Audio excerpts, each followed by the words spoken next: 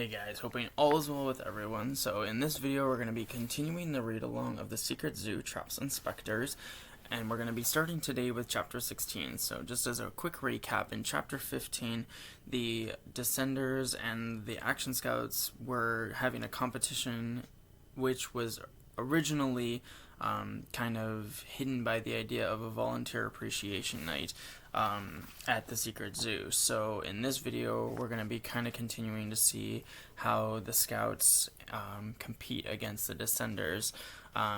We also realized that because it was originally thought that the Descenders had such a huge advantage, the Action Scouts also get the help of their animal friends like Blizzard and Little Bighorn and Marlo, etc. So we're going to jump into chapter 16 and see where the competition goes. Chapter 16, Little Dogs of the Secret Prairie. Noah and Richie stepped into Little Dogs of the Secret Prairie and were met with a blast of hot air and blinding light.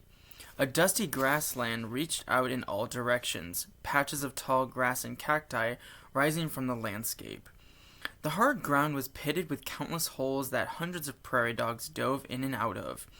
Far across the sector, a colorful light blinded on and off, the entrance into the city of species. About 50 yards from the cave, the Descenders chased the prairie dog with the flag. The teenagers hadn't geared up, which meant the Scouts still had a chance. "There they are!" Noah called out. "Let's go!" The two boys raced forward, their feet sweeping up clouds of dirt. Far ahead, the prairie dog with the flag dove into the ground. The Descenders came to a sudden stop, and Tamarin dropped to his knees and shoved his arm into the hole, all the way up to his shoulder. When he pulled out his empty hand, the Descenders began to walk in circles, scanning other holes. The Scouts leaped over prairie dogs like miniature hurdles and quickly caught up to the four teenagers. To Noah, Sam said, "There's no way you can win this. You know that, right?" Noah shrugged. "We'll see." Prairie dogs were racing around in zigzags, diving in and out of the holes. None carried the flag. Noah considered the sweeping web of tunnels beneath them and realized the flag could be anywhere across the prairie by now. Sam suddenly took off running. He smacked his wrists against his hips and raised his arms out of his sides, opening zippers across his jacket. Feathers spilled out from the leathery confines and fell neatly into place across his back. At the same time, thin telescopic rods shot out from the ends of his sleeves, spreading more feathers. In only a few seconds, his wings were complete, and the Descender jumped into flight. 20 feet above, he hunted for the flag, his flapping wings stirring up dust. Taking Sam's lead, Hannah tugged the pull loops on her boots, and her thick soles swelled to 5 times her original size. She sprang forward, crossing 10 feet to where a prairie dog had just poked its head up from the hole. She landed, a cloud of dirt swirling up around her legs, and plucked the prairie dog out of the hole. She checked for the flag, saw it wasn't there, and dropped the animal. Then she lunged to another distant spot and scanned the holes. "Real fair," Richie said. Tamarin, standing nearby, heard this. "Kid, fair is for the bus." Noah stared overhead as Sam flew by. Coasting on wide wings, the Descender looked like something out of a fairy tale. His long silvery feathers fluttered as he flapped his arms a single time, creating a gust of wind that raised dust and scattered prairie dogs. "Noah!" Noah turned to see Richie on his knees, his arm buried to his shoulder in a hole. His big glasses lay in the dirt. "A little help over here?" Noah rushed over. "What are you doing?" "My arm!" He kept his scream to a whisper. "A prairie dog popped up with the flag. I tried to grab it, and this happened." He pulled back to show his arm wouldn't budge. Noah squatted down. "What do you want me to do? Pull?" "I sure don't want you to push." Noah eased in behind Richie and wrapped his arms around his waist. "I'll pull on the count of 3, Noah said. "You push. Got it?" Richie nodded. 1. Noah braced himself, planting 1 foot. 2. He tightened his grip. 3. He squeezed and pulled, and Richie's arm popped out like the cork from a champagne bottle. The boys shot backward and fell into a heap, their arms and legs entwined. A few prairie dogs crept up and sniffed Noah's cheek and Richie's rear end. The ground around Noah suddenly shook. He tipped his head back to see a pair of purple leather boots, platform boots with huge 10-inch soles. Hannah. From his position on the ground, Hannah's bright red bangs seemed to be cascading down her face. She smirked and said, "That's certainly the first time a crosser's been outwitted by a prairie dog." Before Noah could respond, something exploded from the ground about 30 feet to his left. What looked like a cloud, Noah realized, were butterflies. Thousands of them. Different sizes and patterns, they flew in erratic paths, weaving through one another as they streamed from a 3-foot-wide hole in the ground, their wings snapping across the blue canvas of the sky. "No way!" Richie marveled. More and more butterflies filled the air. Prairie dogs scattered and flashed their round rear ends as they dove into holes. As Sam flew over the butterflies, his wings drew them across his body, and the descender seemed to burst with reds and blues and yellows. "What are they doing?" Richie asked. Hannah stood with her hands on her hips, perfectly calm. "It's a handoff." "Huh?" Before Hannah could answer, a prairie dog jumped out of the ground with a flag in its mouth. He took a few steps toward the hole with the butterflies and dropped the flimsy flag inside. The butterflies immediately reversed direction and disappeared back into the hole. Within seconds, they were gone, and so was the flag. Sam touched down and folded his wings across his back. To his friends, he said, "Let's go," and fell feet first into the butterfly's hole. Tamron and Solana chased after him. Hannah lifted her eyebrows at the scouts and allowed a big bubble to burst against her face.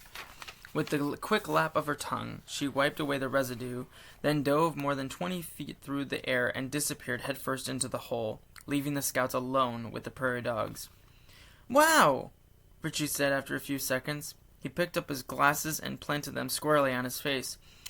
"That kind of stuff.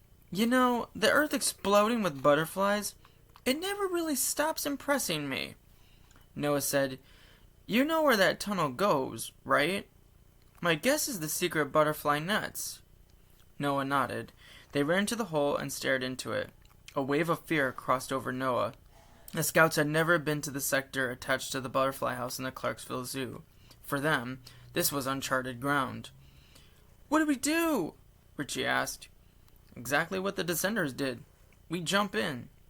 "And what if we go splat on the other side?" "We won't." "How do you know?" "Think about it, Richie. Butterfly nets?" Richie's jaw fell as he realized what Noah was getting at. Marlo suddenly touched down on Noah's shoulder. "You're just in time," Noah said to the kingfisher. "Tell Ella and Megan there's been a change of plans. We're headed to the secret butterfly nets." Marlo glanced into the big hole, chirped once, then flew into the air. Noah turned to Richie and said, "Come on, we got a flag to catch." One at a time, they jumped feet first into the hole, leaving little dogs of the Secret Prairie behind. Chapter 17. Marlow Leads the Way. Crossing the secret kangaroo campground was no problem for Ella and Megan. They trained in here dozens of times and knew the best ways to cross it. Over a forested campground sat hundreds of tents with velvet flaps for entrance doors. Used to test the magic for gateways to the secret zoo, the tents portaled to one another. The quickest path across the sector involved using the best combination of portals. Ella and Megan magically made their way across into a matter of minutes. As the girls stepped through the magical divide into the city species, they immediately spotted Blizzard. The coal-black tip of his long snout twitched and wriggled as he pulled the familiar sense of Ella and Megan out of the air. He lowered his rump and the girls climbed on, Ella in the forward spot. Ella said, "Take us to Little Dogs of the Prairie." The polar bear softly growled and headed down the street, but he only got a few feet before Marlo swooped down from the treetops and landed on his snout, chirping wildly. Blizzard stopped and paid attention. Then the kingfisher jumped into a new direction in the air, and the big bear followed. "What's going on?" Ella asked. "Why are we turning?" Looks like there's been a change of plans, Megan answered. I hope you guys know what they're doing. As usual, the city of Species teemed with commotion and excitement. Animals strolled down colorful sidewalks and skipped across branches. Children rode lions and giraffes, and adults, dressed in thin green jackets, marched with clipboards and briefcases. Blizzard chased Marlo down a wide, dark alley. The polar bear splashed through a shallow river full of fish and turned onto a new street, frightening off a group of skittish emus. He soon stopped at a glass building with 10 sides, a decagon. Rising more than a dozen stories into the treetops, its clear panels were framed with steel. A wide banner read, Sector 77, the secret butterfly nets. Inside, an unimaginable number of butterflies were sweeping across the glass, flashing their vibrant hues. That's what a tornado trapped in a crayon factory would look like, Ella pointed out.